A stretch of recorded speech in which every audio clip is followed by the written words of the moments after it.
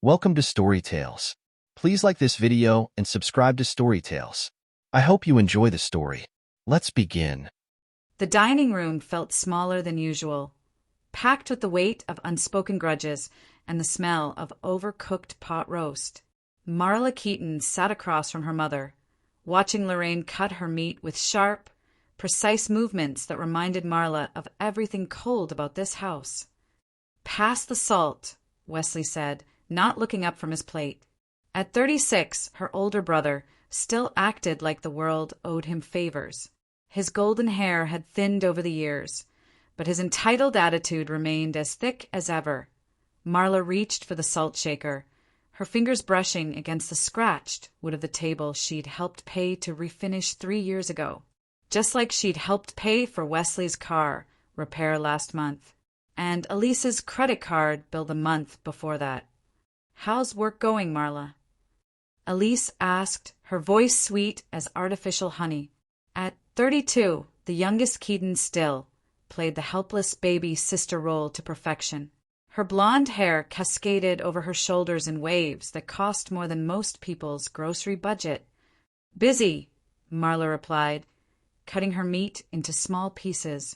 She ran her own logistics company, something that required her attention 7 days a week. But family dinner was still mandatory in Lorraine's world. "That's nice, dear," Lorraine said, her tone suggesting it wasn't nice at all. "Wesley, tell everyone about your new business idea." Wesley perked up like a dog hearing a treat bag rustle. "I'm thinking about expanding the brewery. Maybe add a restaurant component. Nashville's food scene is exploding right now." Marla nearly choked on her water. The brewery that was already hemorrhaging money faster than a broken pipe. The one she'd bailed out twice in the past year. "That sounds wonderful," Elise gushed. "I could help with the design. I have such good taste." "Your taste runs expensive," Marla said, then immediately regretted speaking. The table went quiet. Lorraine's fork paused halfway to her mouth. "What did you say?" Lorraine's voice could have frozen summer. "Nothing, Mom." "No, I heard you." Lorraine set down her fork with deliberate slowness. "You think you're so smart, don't you? Making all that money, looking down on the rest of us." Marla's stomach tightened. Here it came, the same script they'd been reading for years. "I don't look down on anyone." "Don't you?" Lorraine's eyes glittered with malice. "Sitting there with your superior attitude, judging Wesley's dreams, criticizing Elise's choices." "I wasn't. You know what your problem is, Marla." Lorraine leaned forward, her voice building to that familiar crescendo. "You're bitter. You've always been bitter. Even as a child, you were difficult, stubborn, ungrateful." Wesley and Elise exchanged glances, but said nothing. They never did. They'd learned long ago to let Lorraine's storms blow through while keeping their heads down. "You want to know the truth?" Lorraine's voice rose another notch. "You're the most useless child we have." The words hit the table like a physical blow. Wesley's fork clattered against his plate. Elise's eyes went wide. The silence stretched out, thick and suffocating. Marla felt something crack inside her chest. Not break, she'd built too many walls for that, but crack, like the first line in a windshield before the whole thing shatters. She set down her fork. Calmly, deliberately, the way she did everything when the world tried to knock her off balance. "Then stop calling me when you need money." Her voice was quiet, level, but it carried across the table like a gunshot that Lorraine's face drained of color. Her mouth opened, then closed. For the first time in Marla's memory, her mother was speechless. Wesley stared at his plate like it held the secrets of the universe. Elise's perfect composure cracked, her eyes darting between Marla and their mother. "What did you just say to me?" Lorraine finally whispered. "You heard me." Marla pushed back from the table, her chair scraping against the hardwood floor. "If I'm useless, then act like it. Don't call me when your car breaks down. Don't text me when the mortgage payment is due. Don't knock on my door when Wesley's latest business venture goes belly up. Marla. Wesley started. No. Marla stood, her napkin falling to the floor. I'm done. All of you. You want to treat me like I'm nothing? Fine. From now on, I'll be nothing to you. She walked toward the front door, her footsteps echoing in the sudden silence. Behind her, she heard Elise start to cry those crocodile tears that had gotten her out of trouble since she was 5. Don't you dare walk out on me, Lorraine called after her. Don't you dare.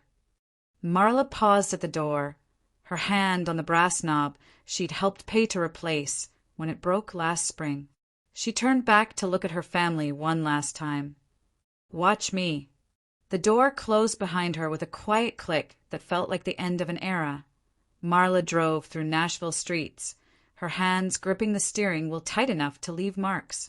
The radio played some country song about family loyalty, and she punched it off with more force than necessary. Most useless child. The words echoed in her head as she navigated the familiar route to her apartment downtown. 20 years of hearing variations of the same theme. 20 years of being the difficult one, the stubborn one, the one who didn't quite fit into the Keaton family portrait. She pulled into her parking garage and sat in the darkness for a moment, letting the memories wash over her like dirty water.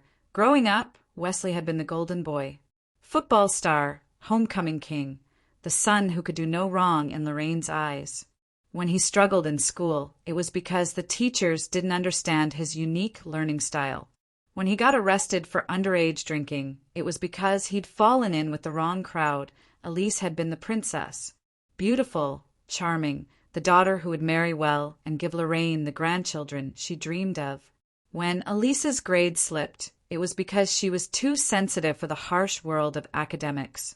When she couldn't hold a job, it was because she had such a pure heart that people took advantage of her. And Marla had been the problem child from day one.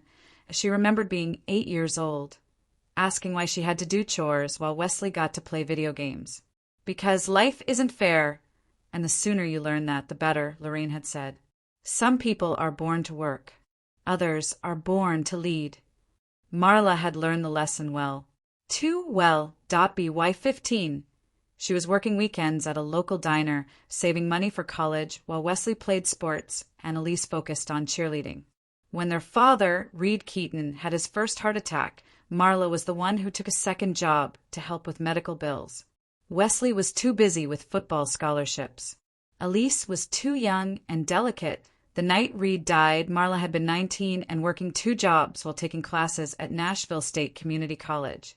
She'd come home to find Lorraine collapsed on the kitchen floor, Wesley drunk at a friend's house, and Elise locked in her room, refusing to come out. Marla had made the funeral arrangements. Marla had dealt with the lawyers and the insurance companies. Marla had held the family together while everyone else fell apart. And when the bills started piling up because Reed's life insurance barely covered the funeral costs, Marla had quietly stepped in to help. 100 here, 200 there. Just temporary, Lorraine always said. Just until things got back on track. Things never got back on track. Over the years, the requests had grown larger and more frequent. Wesley's failed business ventures, Elise's shopping addiction, Lorraine's inability to live within her means. Marla had built her logistics company from nothing, working 18-hour days and sleeping in her office more often than not. She'd clawed her way to financial stability through sheer force of will. And every time she started to get ahead, someone in her family needed help. The worst part wasn't the money. It was the way they acted like she owed it to them. Like her success was somehow a debt she needed to pay for the privilege of being a Keaton. She took the elevator to her apartment on the 15th floor, her footsteps echoing in the empty hallway. The space was modern, clean, everything the family house wasn't. No clutter, no memories, no obligations. Her phone buzzed as she poured herself a glass of wine. A text from Elise. Mom's really upset. You know how she gets. Call me. Marla deleted the message without responding. Another buzz. Wesley this time. That was harsh, sis. Family dinner's family dinner. You can't just walk out. Delete. A third buzz. Lorraine, you will apologize for your behavior tonight. I raised you better than this. Marla stared at the screen for a long moment. Then she turned off her phone and went to bed. The silence lasted exactly 3 days. Marla was in her office, reviewing quarterly reports, when her phone started buzzing with the persistence of a trapped fly. She glanced at the screen and saw Elise's name flashing. Against her better judgment, she answered. Thank God, Elise breathed. I've been trying to reach you for hours. I was working.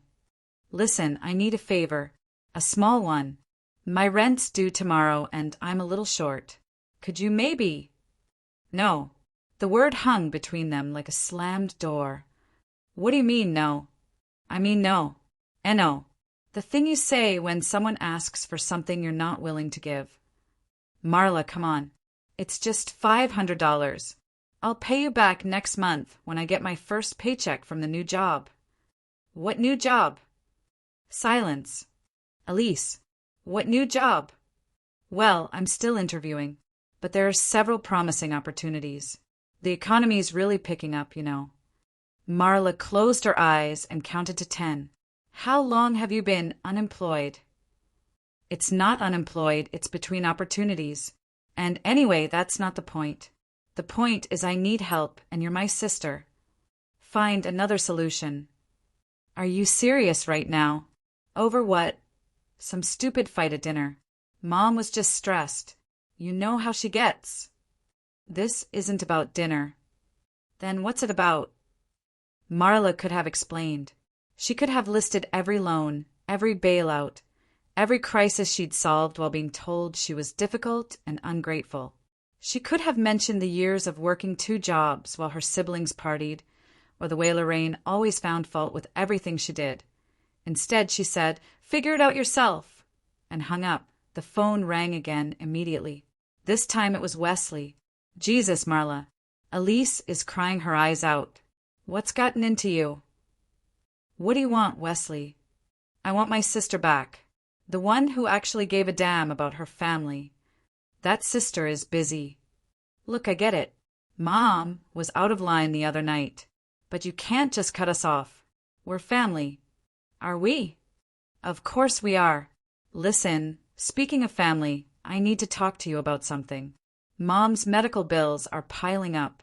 The insurance isn't covering everything, and she's too proud to ask for help. I was thinking maybe we could split the cost. Just this once. Marla felt that crack in her chest widen a little more. How much? 3,000, maybe 4. It's her heart, medication, and some tests the cardiologist wants to run. When did Mom develop heart problems? Last month, right after Dad's anniversary. The stress, you know. The doctor says it's manageable, but the medication's expensive. Marla pulled up her laptop and did a quick search for cardiac medications. The average cost for a month's supply of heart medication, $60 to $200. Even the most expensive treatments rarely topped $500. For $1,000 for heart medication. It's not just the medication. There are tests, consultations, follow-up appointments. You know how these doctors are. They milk every penny they can get. Send me the medical bills. What? The bills. From the doctor, the pharmacy, the hospital. Send them to me. I'll pay them directly. Silence. Wesley. It's not that simple. Mom's handling all the paperwork. She doesn't like people going through her medical information. Then I guess the bills don't get paid. Come on, Marla. Don't be like this. Just transfer the money to my account and I'll handle it. No. Fine. Be stubborn. But when Mom ends up in the hospital because she can't afford her medication, that's on you. He hung up before she could respond. Marla sat back in her chair, staring at her phone. Wesley's words should have made her feel guilty. A good daughter would have felt guilty. Instead, she felt something else. Something that had been building for years and was finally starting to crystallize into clarity. Her phone buzzed with a text from Lorraine. Your siblings told me about your recent behavior. I'm disappointed, but not surprised. When you're ready to apologize and act like an adult, we can discuss your father's will. Marla read the message twice, then 3 times. Her father's will had been settled years ago. Everything had gone to Lorraine as expected. There was nothing to discuss. Unless Lorraine was lying, Marla picked up her phone and dialed her lawyer's office. If her family wanted to play games, she'd learn the rules first. But even as she waited for the call to connect, she was already planning something else. Something that had been simmering in the back of her mind since Sunday night. For 34 years, she'd been the responsible one, the reliable one, the one who cleaned up messes and paid bills and asked for nothing in return except basic respect. She'd gotten everything except respect. Maybe it was time to stop being responsible. Maybe it was time to show her family exactly what they'd lose if she really was as useless as they claimed. The lawyer answered on the 3rd ring, and Marla began asking questions. Careful questions. Methodical questions. If her family wanted to treat her like the enemy, she'd start acting like one the law office smelled like leather and old money, the kind of place where secrets went to hide behind attorney-client privilege. Marla sat across from James Morrison, the lawyer who'd handled her father's estate, and listened to him shuffle through files with the careful precision of a man who charged $300 an hour. Your father's was fairly straightforward, Morrison said, adjusting his wire-rimmed glasses. Everything went to your mother, with provisions for equal distribution to you and your siblings upon her death. What about the safety deposit box? Morrison paused, his hand hovering over a manila folder. What safety deposit box? The one at First National. Box number 847. The lawyer's expression shifted from professional courtesy to genuine confusion. Miss Keaton, your father never mentioned a safety deposit box. Are you certain about this information? Marla had found the key 3 weeks ago while helping Lorraine clean out the attic. It had been tucked inside an old fishing tackle box, wrapped in tissue paper with her name written on it in her father's distinctive handwriting. She'd planned to ask Lorraine about it, but Sunday's dinner had changed those plans. I have the key, she said, pulling it from her purse. Morrison examined it carefully. This is definitely a safety deposit box key. First National, as you said, but I have no record of it in your father's estate documents. Is that unusual? Not necessarily.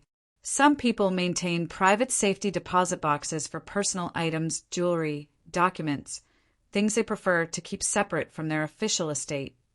He handed the key back to her. The only way to know what's inside is to open it. Marla pocketed the key and thanked Morrison for his time. She had more pressing matters to attend to before visiting the bank. Her first stop was Wesley's Brewery. Keaton Craft Brewing occupied a converted warehouse in East Nashville, the kind of trendy industrial space that cost more than it earned. Marla parked across the street and watched through the large windows as Wesley moved around inside, his movements carrying the frantic energy of a man trying to outrun his problems. She didn't go in. Instead, she pulled out her phone and made a call to her accountant.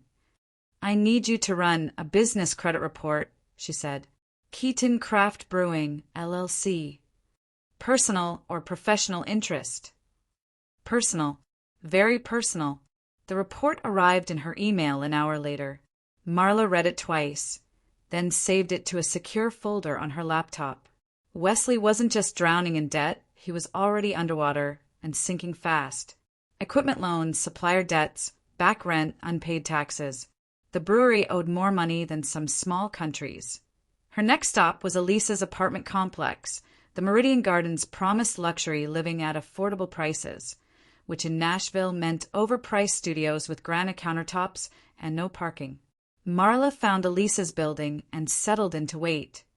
She didn't have to wait long. Elisa emerged at 11:30, dressed like she was headed to a business lunch rather than a job interview. She climbed into a silver BMW that definitely wasn't in her budget and drove toward downtown. Marla followed at a distance, her suspicions confirmed when Elise pulled into the valet area of the Hampton Inn. Not exactly interview territory. More like territory for meeting the kind of men who paid for company in expensive hotel rooms. Marla took photos with her phone, then drove to her office to make more calls. By 3 o'clock, she had a complete picture of her sister's job search. Elise hadn't been to a single interview in 6 months. Instead, she'd been surviving on a rotation of wealthy men who enjoyed her company in exchange for rent payments, shopping sprees, and luxury dinners. The last piece of the puzzle was Lorraine. Marla drove to her mother's house and parked down the street, waiting for the right moment. At 4:15, Lorraine emerged wearing her best dress and carrying her good purse, the one she only used for special occasions. The trail led to Riverboat Casino, 20 minutes outside Nashville. Marla watched from the parking lot as her mother disappeared into the building.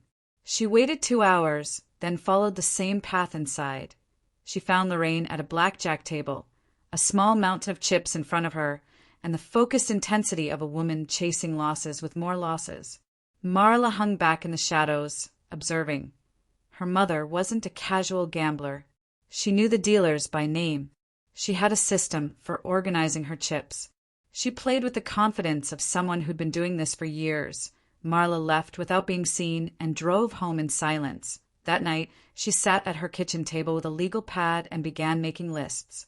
Wesley's debts, Elisa's lies, Lorraine's gambling habit, 20 years of loans that had really been subsidizing a family of con artists. She thought about her father, wondering if he'd known. Wondering if that's why he'd hidden the safety deposit box key, where only she would find it. Her phone rang. Lorraine's name appeared on the screen. "We need to talk," her mother said without preamble. "Do we?" "You will come to lunch tomorrow, noon, the country club, and you will bring your checkbook." "Will I?" "Don't test me, Marla. You may think you're independent, but family is family. Some things are more important than money." "Like what?" "Like reputation, like standing in the community, like people knowing they can trust the Keaton name." Marla almost laughed. "Trust? I've spent 40 years building this family's reputation. Your father and I worked hard to give you children a good name in this town. Don't throw that away because you're having some kind of emotional breakdown. Is that what this is? What else would you call it? You've been acting erratically ever since Sunday. People are starting to notice. People are starting to talk. Let them talk." "Easy for you to say. You spend all your time at that company of yours. You don't have to face the questions, the concerned looks, the whispered conversations at the grocery store." Marla felt a cold smile spread across her face. What kind of whispered conversations? The kind that happen when people hear that Marla Keaton abandoned her family in their time of need. When they learn that you refused to help your own mother with medical bills. When they discover that you're willing to let your brother's business fail rather than provide a simple loan. Interesting. What's interesting? The version of events you're spreading. Very creative. Silence on the other end of the line. "Tomorrow," Lorraine said finally. "Noon. Don't disappoint me again." The line went dead. Marla set down her phone and looked at her legal pad. Tomorrow would be perfect timing. She had one more stop to make before lunch. The First National Bank felt like a mausoleum, all marble and hushed voices, and the weight of other people's money. Marla signed the forms with steady hands and followed the security guard to the vault area. Safety deposit box 847 was smaller than she'd expected.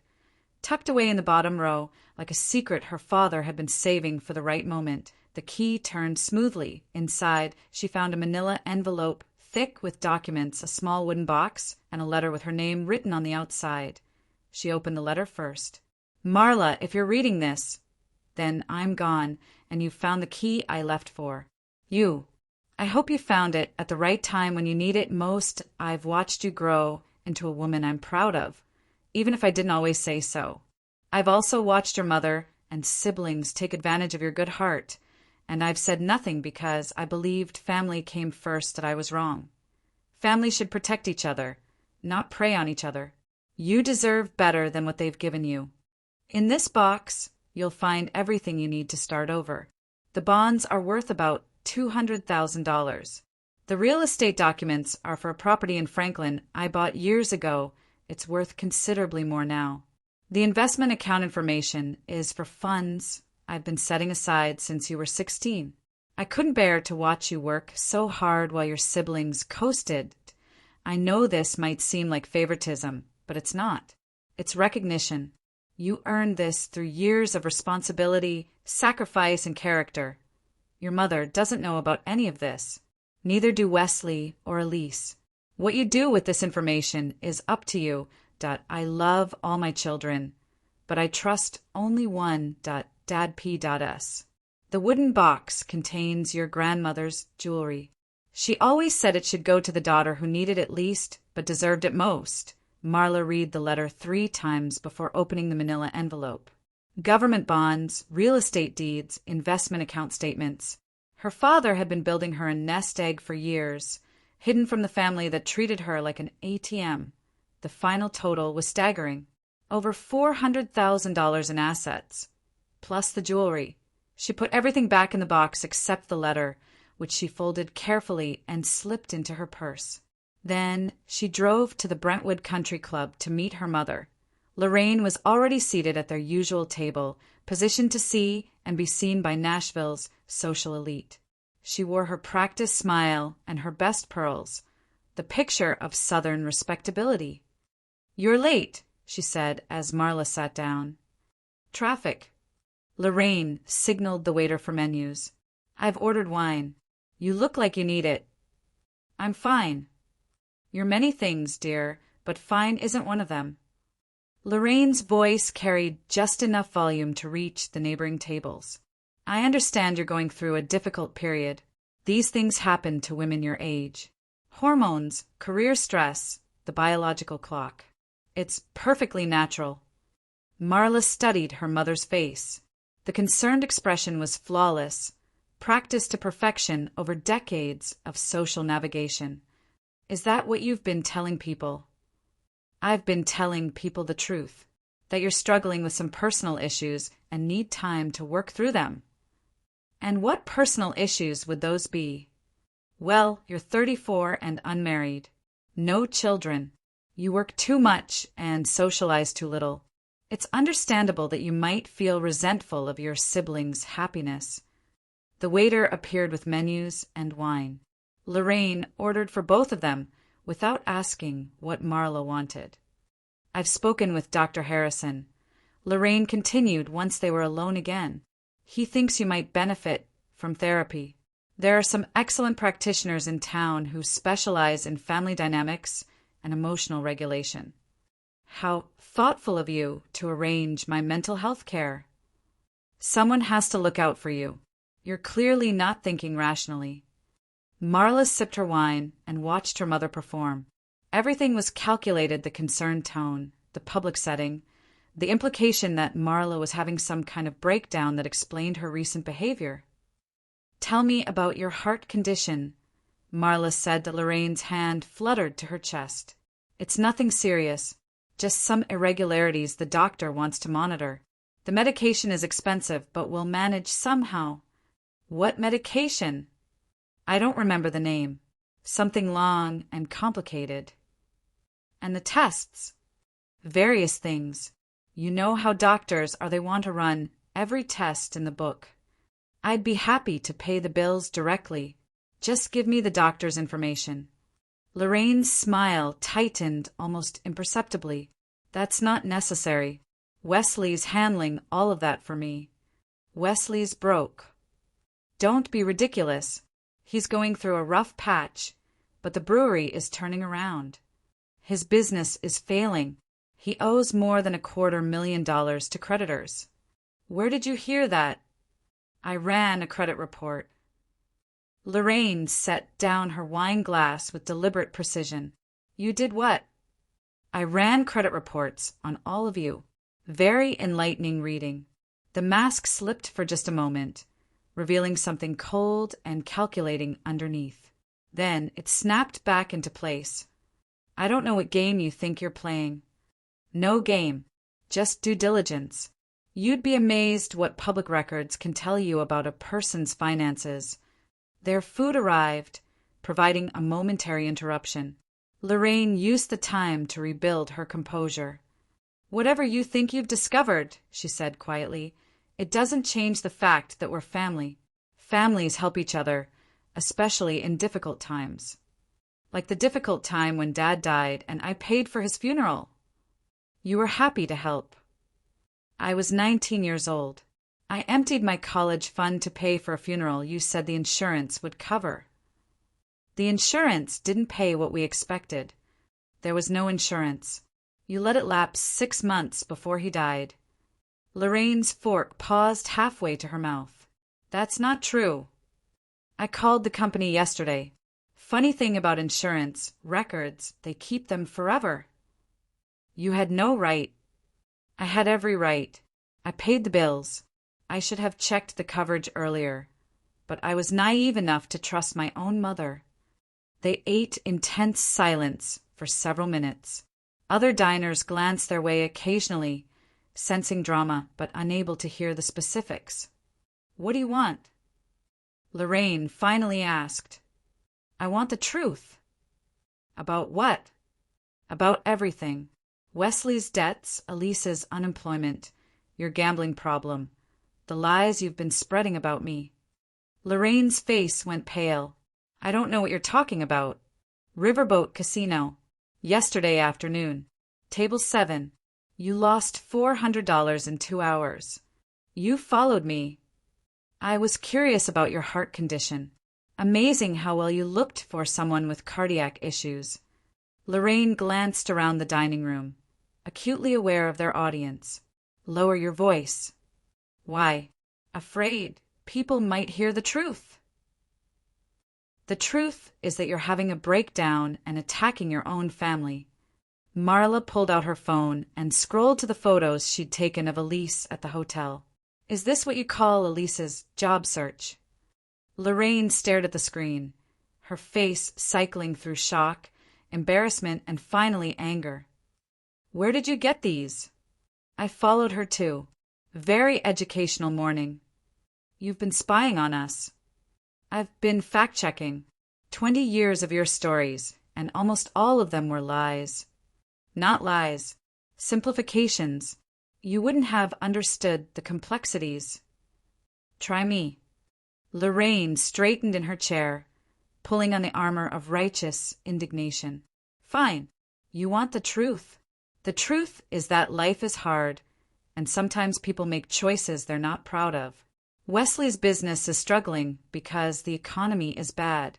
Elise is having trouble finding work because the job market is terrible. I occasionally gamble because I'm lonely and stressed from watching my children suffer. And the lies about me. What lies? The ones you've been spreading around town. About how I've abandoned my family. I never said you abandoned us. I said you were going through a difficult time and we were giving you space to work through it." Marla laughed, a sound completely devoid of humor. "Even now, even caught red-handed, you can't tell the truth." "I have told you the truth." "No, you've told me your version of the truth. The one where you're the victim and I'm the unstable daughter having a breakdown. Aren't you?" The question hung between them like a challenge. Around them, the dining room hummed with quiet conversations and the clink of expensive silverware. "Maybe I am," Marla said finally. "Maybe this is what a breakdown looks like when someone finally stops enabling their family's dysfunction." "Marla." "I'm done, Mom. Done with the lies, the manipulation, the constant requests for money to fund your collective irresponsibility." "You don't mean that." "I absolutely mean it." Lorraine leaned forward, her voice dropping to an urgent whisper. "Think about what you're saying.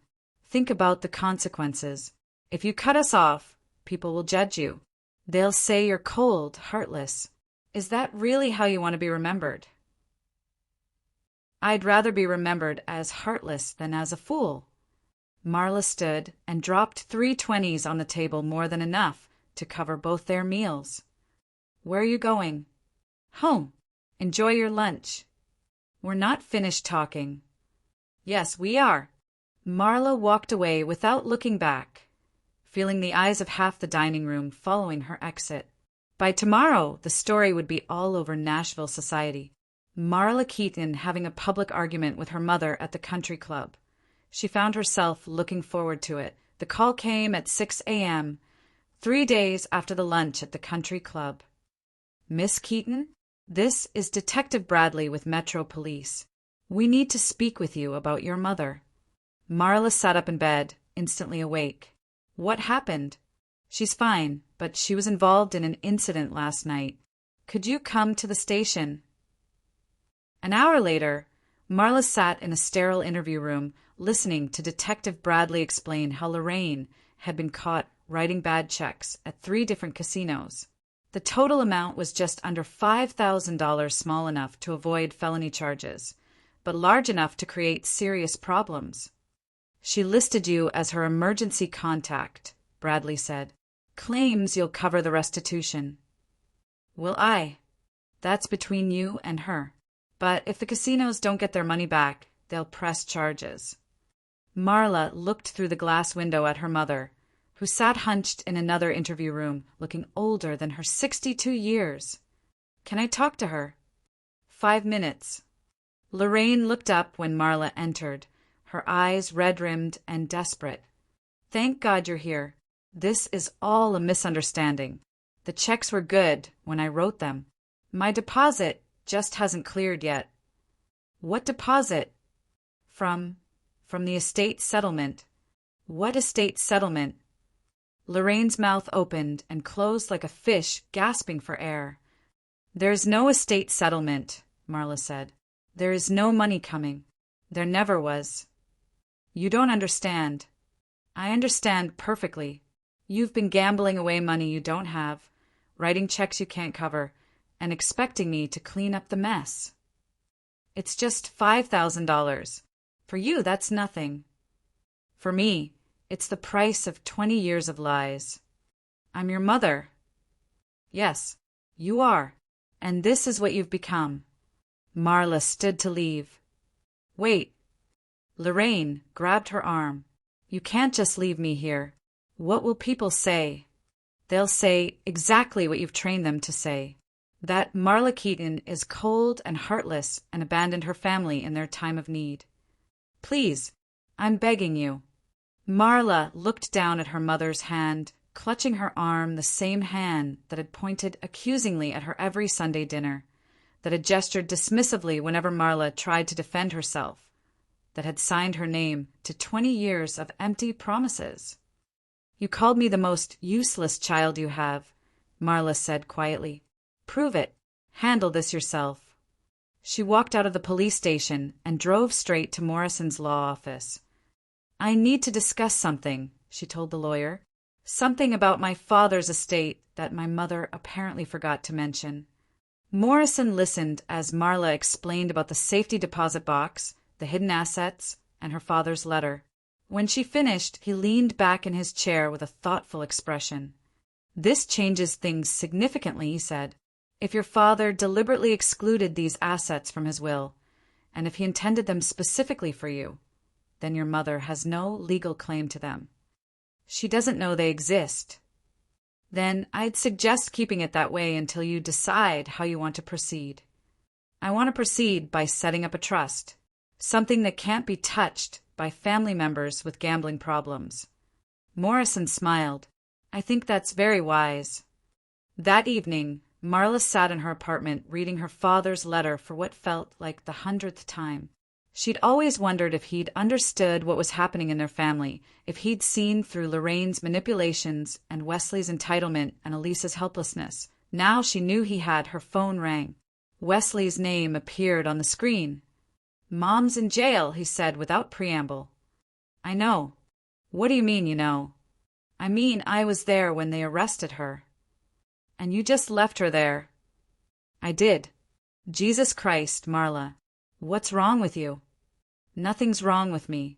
Everything's wrong with this family. She's our mother. She's a gambling addict who's been lying to us for years. So what? So you just abandon her? I'm not abandoning her. I'm refusing to enable her. It's $5,000. This time. What about next time? 10,000? 20? When does it stop, Wesley? When she gets help. She doesn't want help. She wants money. There's a difference. Fine. Don't help her. But Elise and I will figure something out. With what money? You're broke, and Elise hasn't had a legitimate job in 6 months. Silence. You've been checking up on us, Wesley said finally. I've been paying attention. Something I should have done years ago. This isn't you, Marla. This cold, vindictive person, this isn't who you are. Maybe it's exactly who I am. Maybe I've just been hiding it behind 20 years of good behavior. I don't believe that. Believe what you want. It doesn't change anything. Mom could go to prison. Mom should have thought about that before she started writing bad checks. You really don't care, do you? Marla considered the question seriously. Did she care? Somewhere underneath the anger and resentment and years of built-up frustration, was there still a part of her that loved the woman who'd raised her? I care, she said finally. I care that she's been lying to me my entire adult life. I care that she's stolen thousands of dollars from me under false pretenses. I care that she's been spreading rumors about my mental health to cover up her own criminal behavior. She's sick, Marla. Gambling addiction is a disease. Then she should seek treatment from a doctor, not from my bank account. You're really going to let her go to prison over $5,000. I'm really going to let her face the consequences of her own choices. Wesley hung up without saying goodbye. Marla set down her phone and poured herself a glass of wine. Through her apartment windows, Nashville glittered like scattered diamonds, beautiful and distant and untouchable. Tomorrow, she would start using her father's gift to build something new, something that belonged to her alone, something that couldn't be taken or borrowed or gambled away. Tonight, she would mourn the family she'd thought she had and celebrate the freedom she'd finally found. 6 weeks later, they came crawling back. Marla was in her office reviewing expansion plans for her logistics company when her assistant announced that Wesley and Elise were in the lobby, asking to see her. Tell them I'm busy. They said they'd wait. Then tell them I'm busy for the rest of the day. Ma'am, they look desperate. Marla sighed and closed the file she'd been reading. Give me 10 minutes, then send them up. She used the time to prepare herself. Wesley would try to guilt her with family loyalty. Elise would cry and beg. They'd both act like the past 6 weeks had been some kind of misunderstanding that could be smoothed over with the right combination of apologies and promises. They were wrong. Wesley entered first, his usual confidence replaced by the hollow look of a man who'd run out of options. His clothes were wrinkled, his hair unkempt. The golden boy image had finally cracked under pressure. Elise followed, her designer outfit slightly too bright, like she was trying to project success she didn't have. Her eyes were red-rimmed, whether from tears or sleepless nights, Marla couldn't tell. You look good, Wesley said, settling into one of the chairs across from her desk. I am good. Business must be booming. It is. Elise shifted uncomfortably in her chair. We wanted to see how you were doing, after everything that happened with Mom. Lorraine had spent 3 days in jail before posting bail with money borrowed from her church. The scandal had rippled through Nashville society like a stone dropped in still water. The gambling arrests, the bad checks, the family dysfunction laid bare for everyone to see. I'm doing fine, Marla said. How's Mom? She's. Wesley searched for the right words. She's getting help. Gamblers Anonymous. Therapy. She's really committed to turning things around. Good for her. The thing is, Elise said, her voice barely above a whisper, she can't work. No one will hire her after what happened. And the house is in foreclosure. She has nowhere to go. That's unfortunate. They stared at her like she'd spoken in a foreign language. Marla, Wesley said carefully, she's our mother. Yes, she is. She raised us, fed us, clothed us, kept a roof over our heads. She did. Don't you think we owe her something? Marla leaned back in her chair and studied her siblings. Wesley, who'd never held a real job in his life, but always had an excuse for why success eluded him. Elise, who'd turned helplessness into an art form and charm into currency. What do you think we owe her? She asked. Help, Elise said immediately. Support. A place to stay while she gets back on her feet. And who provides this help and support? Silence. Let me guess, Marla continued. I provide the money. You provide the emotional support. Same arrangement we've had for 20 years. It's not like that, Wesley said. What's it like? It's family taking care of family. Then take care of her. We can't. My business is failing. I know. And I'm between jobs, Elise added. Still, I know that too. Wesley's face flushed red. Fine. Yes. We're both struggling financially. But that doesn't mean we don't want to help. We just don't have the resources you do. And whose fault is that? What do you mean? I mean you're 46 years old and you've never successfully managed money. Elise is 32 and has never held a job for more than 6 months. Maybe your financial problems aren't the result of bad luck. Maybe they're the result of bad choices. That's harsh, Elise whispered. It's honest. We made mistakes, Wesley said. We admit that. But people change. People learn from their errors. Do they? Yes, we have. Prove it. How? Marla opened her desk drawer and pulled out a folder thick with documents. Bank statements, credit reports, receipts, photographs. This is everything I know about your finances, she said, sliding the folder across the desk. Wesley, you owe $247,000 to various creditors.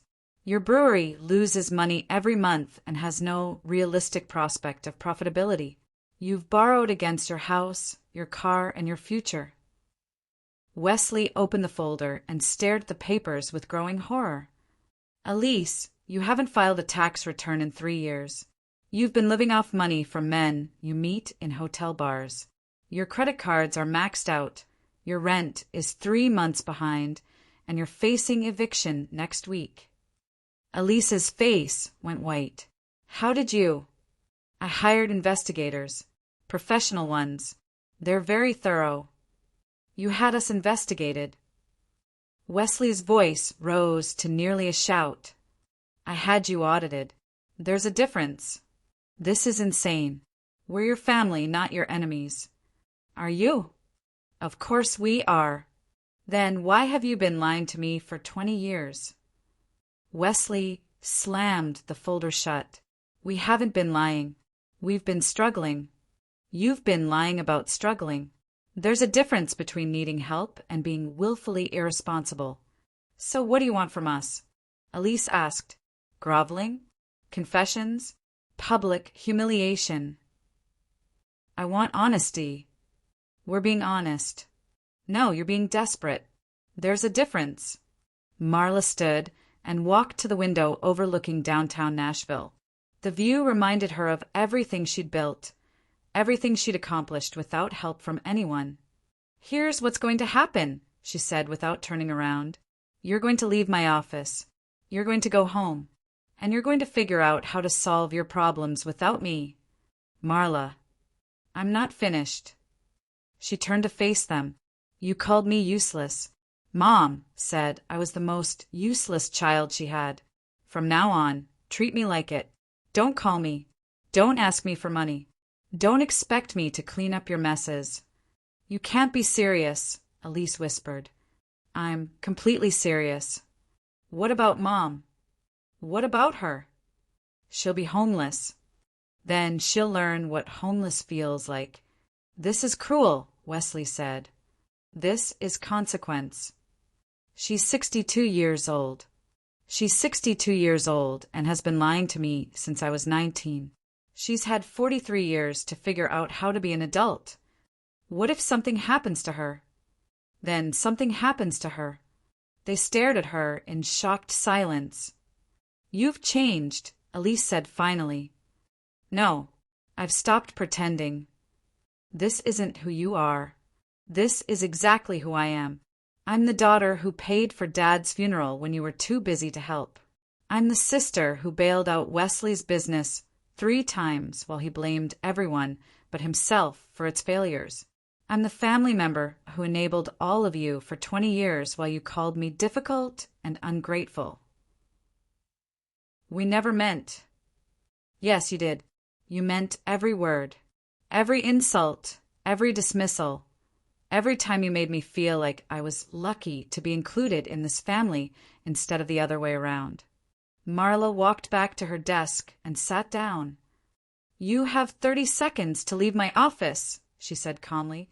"After that, I call security." Wesley and Elise exchanged desperate glances. "Marla, please." Elise tried one more time. "We're sorry. We're really, truly sorry. We know we've made mistakes, but we can fix this. We can be a real family." "We were never a real family. We were a collection of people who happened to share DNA and a last name." "That's not true." "Name one single time, when any of you put my needs before your own." Silence. "Name one holiday when you asked how I was doing instead of what I could do for you." More silence. "Name one crisis in my life when any of you offered to help instead of creating new problems for me to solve." Elise started crying. Wesley stared at the floor. "Time's up," Marla said, reaching for her phone. They left without another word. The foreclosure auction was held on a gray Tuesday morning in November. Marla sat in the back of the courthouse, listening to the auctioneer rattle off property descriptions while potential buyers shuffled through paperwork. Keaton Craft Brewing came up third on the list. "Converted warehouse space in East Nashville," the auctioneer called out. 15,000 square feet, zoned for commercial and industrial use. Opening bid is $50,000. A few hands went up. Local investors, mostly, looking for cheap properties to flip. The bidding moved quickly up to 75,000, then stalled. 80,000, Marla called out. Heads turned. She could see the whispered conversations, people trying to figure out who she was and why she was interested in a failed brewery. 85, someone countered. 100,000, Marla said. The room went quiet. 100,000 was well above the property's value in its current condition. Going once, going twice, sold to bidder number 47. Marla signed the paperwork and wrote a check. By lunchtime, she owned the building that had housed Wesley's dreams. She drove to the brewery that afternoon, letting herself in with the keys the bank had provided. The space was exactly as Wesley had left it, half-finished renovation projects, equipment that had never worked properly, the detritus of good intentions and poor execution. Her phone rang as she stood in the middle of the empty tasting room. "I heard you bought my building," Wesley said. "I bought a building. It used to be yours." "Why?" "I need warehouse space for my company's expansion. You could have bought a dozen other buildings. This one was convenient."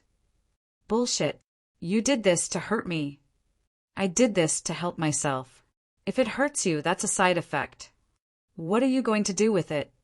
"Demolish the interior, upgrade the electrical and plumbing, install loading docks. Standard warehouse conversion. You're going to destroy everything I built." "You didn't build anything, Wesley. You took a perfectly good warehouse and turned it into an expensive failure." "I put 5 years of my life into this place. And I put 20 years of my money into your mistakes. I'd say we're even." She could hear him breathing heavily on the other end of the line. "I never thought you could be this vindictive," he said. "I prefer the term practical. Our father would be ashamed of you. Our father left me $400,000 he never told you about. I think he'd understand." Silence. "What did you say?" "Nothing. I have to go. The demolition crew will be here tomorrow." She hung up and walked through the building one more time. imagining it filled with her own equipment, her own employees, her own success. Her phone buzzed with a text from Elise. "Can we talk?" "It's important." Marla deleted the message and drove to her next appointment. The apartment complex where Elise lived was the kind of place that promised luxury but delivered convenience: granite countertops and cheap appliances, balconies overlooking parking lots. Marla found the building manager's office and knocked. "Ms. Johnson? I'm Marla Keaton. We spoke on the phone." The manager, a tired-looking woman in her 50s, gestured for Marla to sit down. "You're interested in the Morgan unit?" "That's right. Number 847. It'll be available next week. The current tenant is being evicted for non-payment." Perfect timing. Ms. Johnson pulled out a rental application. "It's a nice unit. 1 bedroom, 1 bath, 750 square feet. The rent is $1,200 a month. I'll pay the first year up front." The manager blinked in surprise. "The whole year, plus security deposit and cleaning fees. Cash. That's unusual. I prefer unusual arrangements." Marla signed the lease using her business name as the landlord entity. Technically, she was renting the apartment to herself, but the paperwork would take weeks to process. By then, it wouldn't matter. That evening, she drove past Lorraine's house, or what had been Lorraine's house before the bank took it back. The windows were dark, the yard overgrown with weeds. A large foreclosure sign dominated the front lawn. She wondered where her mother was staying. Probably with someone from church, trading sob stories for spare bedrooms. Lorraine had always been good at finding people who felt sorry for her. Her phone rang. A number she didn't recognize. "Hello, Marla? It's me, Mom. How did you get this number?" "I borrowed Mrs. Henderson's phone. Mine's been shut off." "What do you want?" "I want to see you. We need to talk." "No, we don't." "Please, just 10 minutes. I'm staying at the YWCA downtown. They have a visiting room." The YWCA. Lorraine Keaton, who'd spent 40 years looking down on people less fortunate than herself, was living in a homeless shelter. "I'll be there in an hour," Marla said. The visiting room smelled like industrial disinfectant and desperation. Lorraine sat at a plastic table, wearing clothes that had seen better days and an expression Marla had never seen before: genuine humility. "You look tired," Lorraine said. "I've been busy. I heard about Wesley's building." "What about it?" "I heard you bought it." "I did. Why?" "I needed warehouse space." Lorraine nodded slowly. "How much warehouse space do you need?" "More than I have." "And Elisa's apartment." "What about it?" "She says you're her new landlord." "I own several rental properties." They sat in silence for a moment, the weight of unspoken truths heavy between them. "You're destroying us," Lorraine said finally. "I'm not destroying anything. I'm building a business. By buying up our lives piece by piece. By making strategic investments in undervalued properties. This isn't business, Marla. This is revenge. Maybe it's both." Lorraine's composure cracked, revealing the fear underneath. "What do you want from us?" "Nothing. Everyone wants something. I want you to leave me alone. We're your family. You keep saying that like it means something. It does mean something." "What does it mean?" "It means we love you, even when we don't show it well." Marla laughed, a sound completely devoid of warmth. "Love? Is that what you call 20 years of emotional abuse?" "We never abused you." "No. What would you call constantly telling me I was difficult and ungrateful? What would you call using me as a personal ATM while treating me like a second-class family member?" "We call it family. Messy, complicated, imperfect family. I call it exploitation." Lorraine reached across the table, trying to take Marla's hand. Marla pulled away. I know we hurt you, Lorraine said. I know we took advantage of your generosity, but that doesn't mean we don't love you. If this is love, I prefer indifference. What would it take for you to forgive us? Nothing you're capable of giving. Try me. Marla considered the question seriously. What would it take? Time travel, so she could go back and have different parents? A childhood where she'd been valued for who she was instead of what she could provide. 20 years of different choices by people who seemed incapable of growth or change. Honesty, she said finally. Complete, brutal, devastating honesty about everything. Every lie, every manipulation, every time you chose your own comfort over my well-being. And then, there's no and then. Honesty is the price of admission, not the cost of forgiveness. What does that mean? It means even if you told me the truth about everything, I still wouldn't forgive you. Lorraine's face crumpled. That's not fair. Fair? You want to talk about fair? Marla stood up. Fair would have been having parents who protected me instead of using me. Fair would have been siblings who supported me instead of competing with me for resources. Fair would have been a family that celebrated my success instead of resenting it. We didn't resent your success. You called me useless. I was angry. You were honest.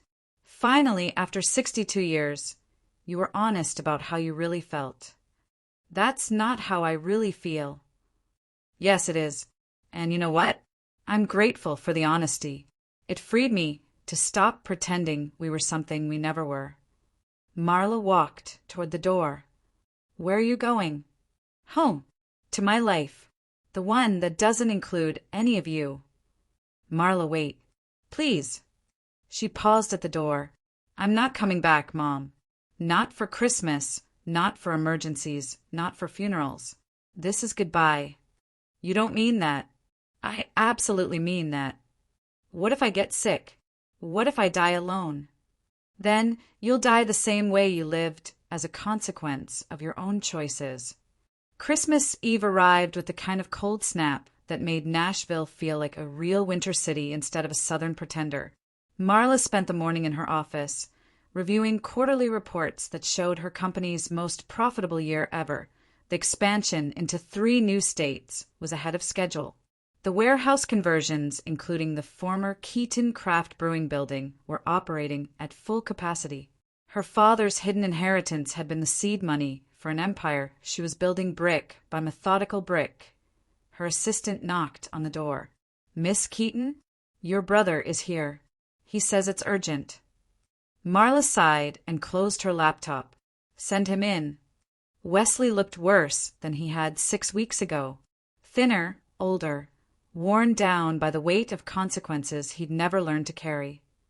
Elise is in the hospital, he said without preamble. What happened? Overdose. Pills and alcohol. She's stable, but... He trailed off, staring at his hands. But what? She left a note. It mentioned you. What did it say? That she was sorry for being such a disappointment. That she understood why you hated her. That maybe everyone would be better off without her. Marla felt something twist in her chest, not guilt. Exactly, but something adjacent to it. Is she awake? She's sedated. The doctors say she'll be okay, physically. But mentally? Wesley shook his head. She's broken, Marla. Completely broken. Where's Mom? At the hospital. She's been there for 3 days, sleeping in a chair. The shelter kicked her out for being gone too long. They sat in silence for a moment, the weight of the situation settling between them. I know you hate us, Wesley said finally. I understand why. We've been selfish and manipulative, and we've taken advantage of you for years. Yes, you have.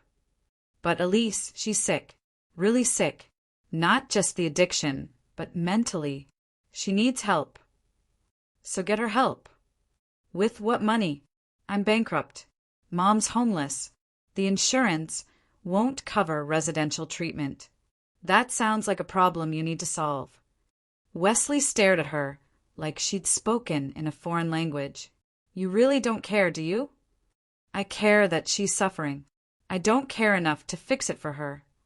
She could die. She could. That's her choice to make. How can you be so cold? 20 years of practice. Wesley stood up, his face cycling through anger, desperation, and finally defeat. There was a time when you would have helped. No matter what we'd done, no matter how badly we'd treated you, you would have helped. That time is over. What changed? I did. Into what? Into someone who protects herself instead of everyone else. Is that really who you want to be? Marla considered the question. Was this who she wanted to be? Someone who could hear about her sister's suicide attempt and feel nothing but mild irritation at being interrupted. It's who I need to be, she said finally. Wesley left without another word. That evening, Marla drove to the hospital, not to visit Elise, but to see for herself what the final chapter of her family's story looked like. She found Lorraine in the ICU waiting room, curled up in a plastic chair that couldn't possibly be comfortable. Her mother looked older than her 62 years, worn down by worry and guilt and the accumulated weight of poor choices. She asked for you, Lorraine said without looking up. I'm not here to see her. Then why are you here? Curiosity. About what? About whether this changes anything. Does it? Marla looked through the window at Elise, pale and fragile against the hospital bed's white sheets. Her sister looked younger asleep, vulnerable in a way that reminded Marla of childhood memories she tried to forget. No, she said, it doesn't change anything. She's your sister. She's a stranger who happens to share my DNA. You used to love her. I used to love all of you. Then I grew up and realized love isn't enough. What is enough? Respect, trust, basic human decency. Things this family never learned to practice. Lorraine finally looked at her, eyes red with exhaustion and grief. I know we failed you. I know we were selfish and demanding, and we took your kindness for granted. Yes, you did. But we're still your family. No, you're people I used to know. That's not true. It's true for me, and my truth is the only one that matters to me anymore. Marla turned to leave. Wait, Lorraine called after her. There's something I need to tell you. About your father. What about him? He knew. About the gambling, about Wesley's problems, about Elise's issues. He knew all of it.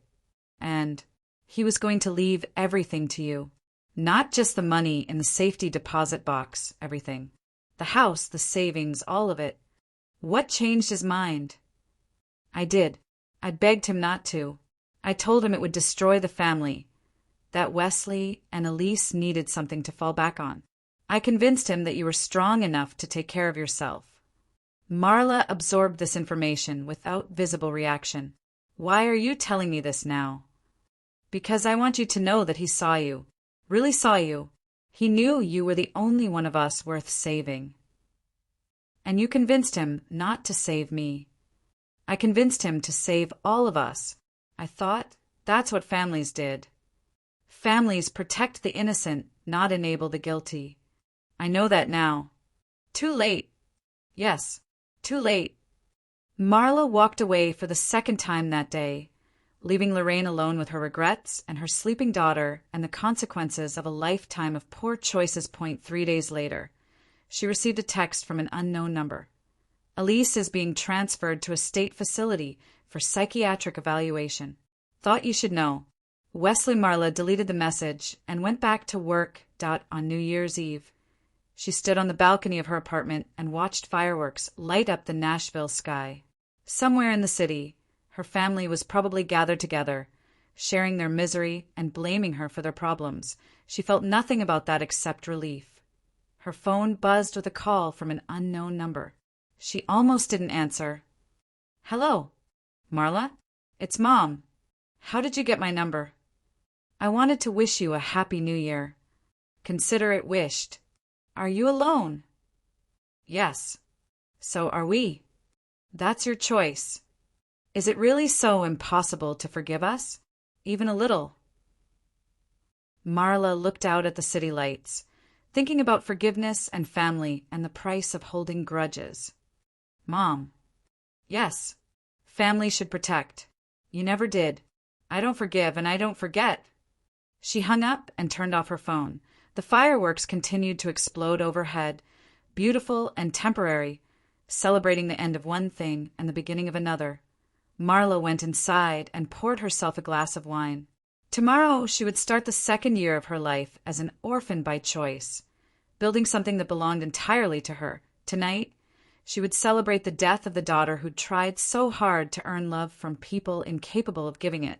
The old year died at midnight, taking the last of her illusions with it.